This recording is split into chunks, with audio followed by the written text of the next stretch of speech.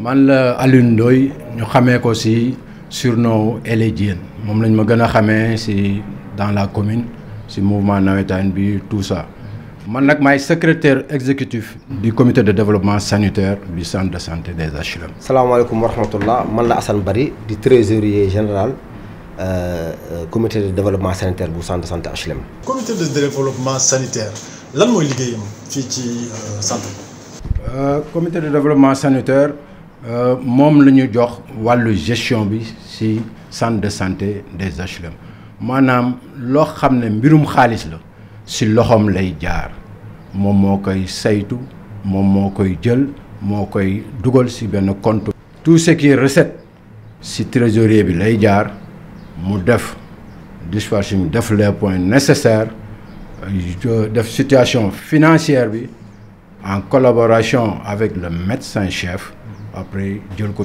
kon mbaa du yéen ay fay docteur yeeg ñuy liggéeyee fii. waaw majorité bi ñu bëri ñun ñoo leen di fay sauf le personnel permanent. ASC yi ñun ñoo leen di fay les médecins vacataires ñun ñoo leen di fay tamit. ASC yi mooy lan Assane. ASC mooy agent de santé communautaire nga xam ne tey jii jàng nañ yor seen ay lijaase te état jëlagu leen mairie jëlagu leen donc ñoom bon c'était pour le vocation bi moo doon pour avoir la main bañ a perte main moo tax ñu doon dem ci institut sanitaire yi nekk fa. donc agent la yoo xam ne ku dëkk ci commune bi dem jàng santé war nga mun ñëw jëriñu ci loolu noonu donc mais pour un laps de temps la war a nag mais malheureusement que ne embauchement amul. contrat yoo xam ne sompra bu wóor amul donc ñun si réseau centre de santé bi la ñuy fay ASC yi ni ko soo secrétaire exécutif waxee am na ay médecins vacataires mooy ñi nga xam ne par exemple l'après-midi parce que fii y a que 3 médecins qui sont embauchés 3 médecins et un docteur dentiste qui est embauché donc loolu moo tax ñu indi mais médecins vacataires ñi nga xam ne jàng nañ ba jeexal kenn jëlagu leen ñu ñëw bu ñu ñëwee xaalisu ticket yi ñuy jaay c'est selon ticket parce que ku ci nekk nombre de ticket bi nga jaay da nga ko denc ba fin du mois boo ko dajee da nga indi ko ñu def décompte bi man ak yow ñu xool bu dee 100000 la ñu jox la 100000 bu dee 500000 tam ñu jox la 500000 parce que saa yoo defee 500000 rek defal dugal nga centre de santé bi 500000 te loolu bu ñu amoon ñu médecins yëpp qualification yëpp ñu amoon koo xam ne ay embauché leen dafay soulager centre de santé parce que centre de santé bi recette yi dinañ ci fay minimum 50 personnes am na ñoo xam ne 50 personnes yoo xam ne si recette la leen fayee si lañ jënd garab tam aussi. sama xel day dem si ne pourquoi mairie bi du leen jël en charge comme ay nit la yoo xam ni jàng nañ ko ba pare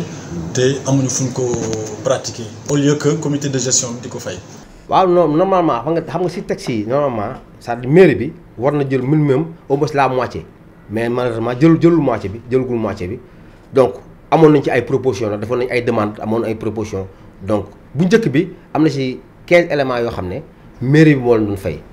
mais bi mairie bi bees bi ñëwee. dañu arrêté contrat tout le monde mais depuis boobu léegi ñoo leen fay ba tey ba fi may waxee tey ñoo leen ko ne fay donc maire bi reprendre gu leen. foofu dinañ fa dellusiwaat. dinañ fa dellusiwaat bu baax a baax mais dañuy dellusi si Aile. ñu bari ci biir HLM. ñenn ñi dañuy kaas si. fait accueil bi ñu leen di accueillir ci centre de santé bi pour ñoom dañuy jàpp ni gars ñi fulaaluñ leen faale wuñ leen te buñ leen fi tegee waa HLM moo tax lan ngeen ñuy tontu ci loolu. li ngay wax noonu nag pour accueil bi ñun loolu mooy loo xam ne chaque moment ñun suñu bopp dañuy toog di ko surveiller di si waxtaan muy man muy Assane Bari muy ñi sama yeneen collègues yi nga xam ne nekkuñu fi avec le médecin chef tout le temps si loolu dañ siy dox ay jéeg ñu ngi siy waxtaan. loolu moom na seen xel daal incha allah sa suñu nerf de bataille lay doon incha allah. dinañ xuus ak yow aussi ci beneen muy week-end bi passé gis nañu ne. lundi ajjuma samedi dimanche lundi jeune HLM yëpp dañ fi daje maanaam pour ñëw setal ko taaralaat centre de santé bi peinture ko ci njiitalu Abdou Khader ànd ceeg ñëpp loolu lan la def ci yéen en tant que comité de gestion liggéey boo xam ne yéen a ko waroon liggéey jeune HLM ñëw farlu yendu fi fanaan fi pour def ko. kooku damay sant yàlla bu baax a baax et puis rafetlu geste bi nga xam ne xalaat bi nga xam ne comme ni nga koy waxee loo xam ne ñun ñoo ko waroon def ay suñuy jarbaat. ay suñuy rek ñëw defaral ñu ko loolu dañuy sant yàlla ba pare di leen ko ñaanal yàlla pour yàlla may leen loo xam ne ça sera tout le temps périodique loolu moom amuñu fay seen fay mooy comme li may wax rek nit ki bu nekkee ci goxam il faut mu amal njëriñ goxam moo gën gox bi di ko amal njëriñ moo tax dañuy rafetlu geste bu noble boobu nga xam ne suñu jarbaat Abdou Khadir Gueye def na ko en collaboration avec Mambi que je ne cesserai pas de remercier am na suñu ma ci jot a ràññee ñoom Pico bon bu ma limee damay juum am na président yenn mouvement yu ñëw macha allah tout le monde est venu moo tax ñun dañ ñu soulager un vendredi un samedi un lundi nit bàyyi yitteem yëpp ñëw def ko kooku franchement dañ koy rafetlu bu baax a baax a baax a baax xam ne ñun wéetuñu kon ci centre bi. damay dellusiwaat ci banquier bi sax laa koy tuddee wala financier bi sànq nga junj ne am na ñu bari ñoo xam ne ñu ngi doon liggéey ci mairie bu fi nekkoon daan na leen sax fay mais bu mairie bi ñëwee bees bi ñëwee dafa daggoon contrat yi pour xoolaat mais xoolaat bi boobu ba léegi jotu leen woon jëlaat dama bëgg xam ndax boo nee mairie bu bees bi da nga ciy boole jamonoy Ali Diouf la woon wala jamonoy Pape Seck. non si jamono boobu Ali Diouf moo doon maire bi ñu jël parce que dañ defoon benn demande. bu jël Ali Diouf mi ngi leen daan fay. mi ngi leen doon fay waaw wax dëgg yàlla. bi Pape Seck ñëwee. dafa arrêté contrat yi. centre beeg poste santé bi yëpp la arrêté woon ñu kii mais après dafa noonu day reprendre kii mais ñun vraiment defaat nañ demande bind nañ doom kii ba tey kenn wax fa dëgg yàlla kenn reprendre gu leen. kon bu ñu tënkee si 7 ans yi fi Pape Seck toog yëpp. waaw yéen ay fay. éléments yooyu ñoo 15 éléments yooyu ñoo leen doon. budget bi ñuy voté at bu jot. ndax am na wàllu bu fi buy jóge foofu ci mairie bi ñëw fii. sincèrement subvention médicament ñu ngi ko jot fan yii passé nii si mois d'août on a reçu une subvention médicament te subvention boobu affaire Covid bi la woon parce que dañu waxoon dañu waroon jot subvention sax ci xaalis mais wax fa dëgg yàlla kon de yegg seegul si ñun man mi nga xam ne maay trésorier bi man miy def versement yi jotaguma benn xaalis bu jóge ci mairie wala ci keneen pour dimbale ko santé bi à part médicament yi ñu jot ci au mois d'août. annuellement budget mairie bi ñuy voté at bu jot centre de santé yi war ci am école yi war ci am mosquée yeeg église yeeg ñooñu war ci am ndax yéen at bu jot am na xaalis buy jóge ci budget mairie bi ñëw ci yéen. jaarul sama loxo de te jaarul si loxo comité bi te tamit xaalis buy dëpp bépp xaalis buy dugg ku ko mun jox xaalis c'est-à-dire foo ko mënti jaar tamit si loxo comité bi lay mujjee même boo ko waxoon woowoon médecin chef bi wala nga woo assistant social koo ko mënti jox tamit si comité bi la ko jox parce que comité bi mooy dem verser ci compte keneen amul droit dem verser. avant mois d'août bi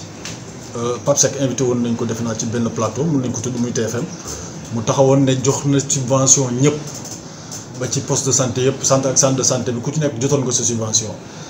defe naa sax jamono jooju yow yaa duggoon ne weddi ko maanaam ndax boobu jotoon ngeen ko wala jotu leen. déedéet jotuñu ko woon wax fa dëgg yàlla wax fa dëgg yàlla jotuñu si télé laay waxee li may wax ñu mel ne wax fu nekk nag jotuñu ko woon parce que tam aussi mairie bu joxee subvention comme subvention bii passé mu joxe HLM yëpp yëg nañ ko parce que dañu woo mairie bi jox ko bi ñu paree tamit wax nañ ko si médias yi wax ne ko mairie bi joxe na subvention donc bu fekkoon ne njëkk na joxe subvention dañ koy waxaat parce que ku ñu defal dara ku def dara dañ koy wax. jot nañ subvention médicament de 7 millions et quelques de médicaments. keroog ba nga toogee Babacar Sadikh Seck taxaw ne joxe naa subvention hôpitalu HLM yëpp te yow nga doon gestionnaire ba nga xam ne maanaam yaay lépp lu fi dugg ci koppar wala lu fi génn ci sa loxo lay jaar lan la def ci yow bés boobu. dama désolé jour boobu sax j'étais désolé parce que beaucoup de gens m'ont appelé pour me dire que ne mais yow lañ jox subvention bi te siiwaloo ko te nag ñun fii lañ dëkk HLM fii lañ dëkk suñu wajur dëkk fii suñu njaboot dëkk suñu soxna dëkk fii ñu amee fi njaboot xam nga dafa rafetul nga dékki ne ñu ne ñi jox leen xaalis ñu koy nëbb xaalis dafa doy waar trop mais ñi nga xam ne laa séqal liggéey bi ñoom wóor na leen ne loolu du lu nekk du am parce que xaalis mënu fi dugg te kenn duñ ko yëg mais nag ki nga xam ne xamul le citoyen lambda day jàpp ne rek ñoom Assane Bari ndaxte li ñuy wax rek jox leen xaalis lekk nañ ko loolu rafetul. mais ndax CDC bi jotoon ngeen yéen itam sol seen daal dem seeti maire pour xamal ko ni li ngay wax ni jotuñ ci wala yooyu yëpp. non pour man dama jàpp du ko jar xam nga lu tax du ko jar ni ko laa dama wax ne les politiques bépp acte bu ñuy posé dañ koy wane nit yi gis ko ñi ma ko séqal tey jii bu ñu daw xam nga tey affaire bi dafay am fin nañ toog ñu def bilan. tey jii bu fekkee dañuy jox subvention jox ma kii bu ñu toogee ma ne bilan bi tey ba wax ba mu jeex tàkk te tudduma subvention boobu noonu xanaa ki joxe subvention dina ko weddi dina taxaw ne mais la ma leen joxoon temps lu tax dégguma ko seen bilan bi ñeneen ñi tamit médecin bi ne li ñu diw joxoon lu tax tuddoo ko sa bilan bi moo tax ñun amuñu lu ñuy tiit ci côté boobu ñu ko laal. kese man loolu laa gëm. ele ndax émission TFM boobu Babacar Sadikh Seck defoon TFM jot nga ko seetaan. man nag wallahi seetaanuma ko. biñ ko déggee. yow ban réaction nga am. waaw reetaan rek ah. bari nañu xaalis wala léegi tey moom suñu problème dina aajo dina faju. non Nicolas non dama reetaan rek xam nga li tax ma reetaan parce que dama xam ne fii lépp lu fi dugg Assane à la première wala médecin chef à la première dinañ ma wax informé ma parce que xam nañ ne man si loolu lay yëngu moo tax ñun dañu loo xam ne duñu si làqatu dara nga comme ni ko Assane waxee rek gis nga bu ñu mayoon benn pause peinture sax Assane dina ma woo na ma ele am na lu ñëw ma ne ko kan la mu ne ma diw ma ne alhamdulilah teraanga du tuuti mais bi ma ko déggee dina ma reetaan après woo Assane naka booy yow nag am nga xaalisan mu reetaan ma ne ko mais am na yoo xam ne Assane ñun en âme et conscience xam nañ ce qui se passe am na yoo xam ne jarul sax di taxaw di dingat naan lii am na wala amul mais kiy wax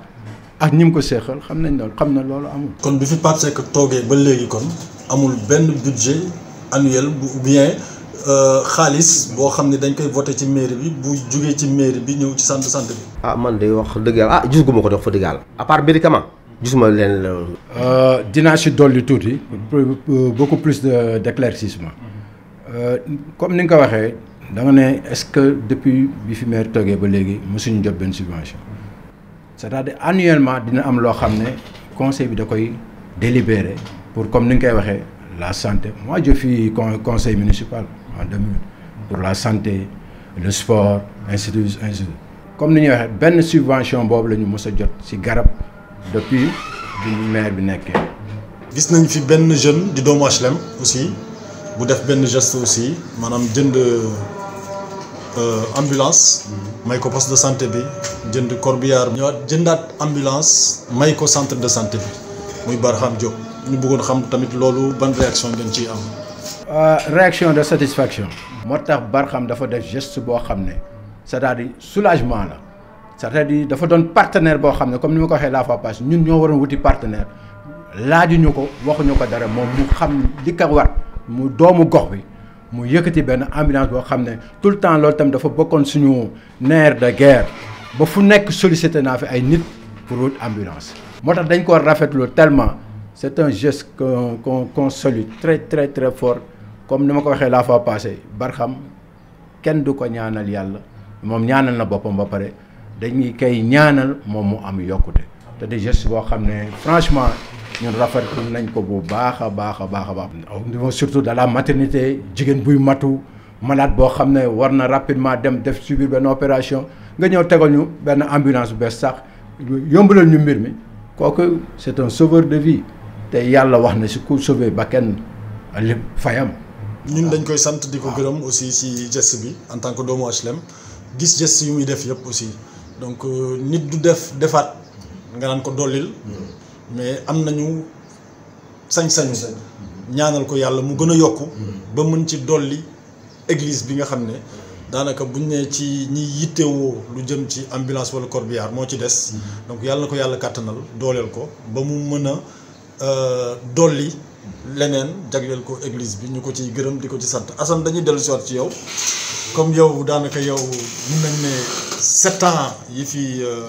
maire Babacar Sadikh Seck yëpp toog benn yoon nga mos a jot subvention en médicament pour préciser donc mosoo si jot xaalis est-ce que mën nañ xam yow sa budget annuel. li ma wóor ba wóor chaque mois c'est par rapport ak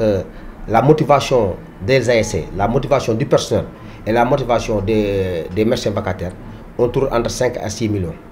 mais 71 personnes ñooy liggéey centre de santé bi 71 19 ñooy embauché 50 et quelques yëpp 52 ou 50 yëpp recette bi ñuy am fii ticket bi nii moom la ñuy fayee. xam nga déjà maanaam sur les 71 personnes qui travaillent fii ci centre de santé bi 19 ñooy embauché. mairie bi 19 la ciy fay. 19 kenn ki sax étatique la 18 la mairie di fay. moo tax des fois damay dégg nit yi wax ne ticket yi fii dafa cher et dama ciy profité ci occasion bi ci sa antenne pour wax ci ne pour voir un médecin la consultation le matin au centre de santé HLM c'est 1500 après-midi à partir de 14h ak jour férié mooy 2000 structure bu la neex nag tu peux faire ton enquête des structure bu la neex fépp foo dem pour voir un médecin c'est 2000 francs le minimum ñun rek ñoo fi am 1500 francs le matin ba 14 heures parce que vraiment coût boobu nag du ma juguma parce que prix yi du ñun ñoo ko fixé suñu bopp c'est-à-dire dañ ko fixé pour tous les centres de santé yu am si district bi moo enveloppé Liberté 6 moo enveloppé Yaraax HLM Mariste donc Fann ok yëpp si district sanitaire la bu district sanitaire centre donc c'est le même prix ñun ñoo fi jël 1500 te boobu te wekkuñu ko si dara loolu bu 2000 la waroon nekk normalement mais ñoo ko wàññi parce que xam na ne population bi dafa xam nga am na ñu mën am na ñu mënul dañu am assistante sociale madame Dabo qui maîtrise très bien les HLM donc moom mooy définir kii cas social la. ba pare am nañ 3e âge bi ku am 60 ans boo ñëw centre santé photocopie carte d'identité nga war a indaale boo ñëwee on te prend en charge consultation médecin bu jaree analyse on te prend en charge totalement tu ne payes absolument rien. malade yooyu ñuy wax sax di wax ci centre de santé bi daf ñuy pousser ñu dugg ci leneen. mooy maanaam jamono ji booy dugg ci centre de santé bi li ngay njëkk a gis mooy tas de gravats bu fees dell ci buntu centre de santé bi def sax montagne ba nga xam ni maanaam boo taxawee ci corniche bi pour nga gis école bi jafe-jafe lay nekk ba pare mu jege lool centre de santé bi te ku ne xam na ni suuf ak poussière baaxul ci malade ndax loolu kañ la fi ñëw tamit waa ak lan moo ko fi indi d'abord ak ndax yéen a ngi ciy jox ay jéego pour jëlee ko fi. loolu bu ma la waxee kañ la fi ñëw du ma la waxuma la loo xam ne xam naa ko mais xam naa ne daal yàgg na fi te ñun suñu bopp constaté nañ ko woo nañ kii de droit wax ko na ko lii dañu bëgg mu jóge fi parce que non seulement devant un centre de santé ay malade ay tas de suuf tegu fa et puis avec une durée loolu baaxul si les malades baaxul si ki wër sax marsement koo xam ne dafa feebar d'autant plus que tamit école baa ngi noonu ay xale lañu même le maire tout récemment en a parlé sur ça wax na si ne nañ leen fexe ne lii man teguma ko fi il faut ñu xool naka lañ koy gérer ensemble il l'a dit publiquement pour ñu taxaw pour jëlee ko fi te di loo xam ne on le déplorant ni voilà dafa loo xam ne bu doon sa buntu kër yow doon nangu ñu ko fay def massama mu doon foo xam ne nag nit ñi dañ fa ñëw pour wut une santé nga ñu fay dugalal loolu. est-ce que centre de santé bi am na numéro téléphone boo xam ne maanaam ku leen ci soxla woon en urgence wala dara bu leen woowee dina leen mën a jot. comme léegi am ngeen ambulance boo xam ne moom taal rek dem la. c'est le 33 824 29 89 mooy numéro 33 824 29 89 mooy numéro centre de santé bi. fonctionnel 24 heures sur 24 heures. te man tam sama numéro téléphone moom kooku aw ma heure man sama fay téléphone du ma ko fay. heure bu neex waaye na ma woo parce que on est là pour la ñoo opté pour nekk pour la communauté 77 640 67 96 mooy sama numéro téléphone. ku soxla woon ambulance bi bu ci wootee dina la jot. si kàttanu suñu borom incha allah rabbi. foofu tamit si ambulance bi naa si clarifier tuuti xam nga da di ambulance boo xam ne ñun duñu fayeeku buy transporter malade te en principe normalement ambulance bi. 10 000 francs nga war a fay. voilà très bien wax nga ko sa bopp mais ñun c'est le social parce que suñu commune lañ ko defal. jërëjëf Elé ñu ngi lay gërëm di la sant jërëjëf Assane Bari ñu ngi leen di gërëm di leen sant ci leeral gi ngeen ñu leeral doxalinu centre de santé beeg yooyu ñu jàngat ci bu baax man moom li ma ci jàpp li gën a am solo rek mooy maire bu am 60 ans boo ñëw indaale sa photocopie carte d'identité boo ñëwee doo fay dara waaw man loolu laa ci jàpp. waaw ak maire yeeg paa yeeg yëpp man loolu rek laa ci jàpp. ak cas société bi ñu rapproché wu si assistante sociale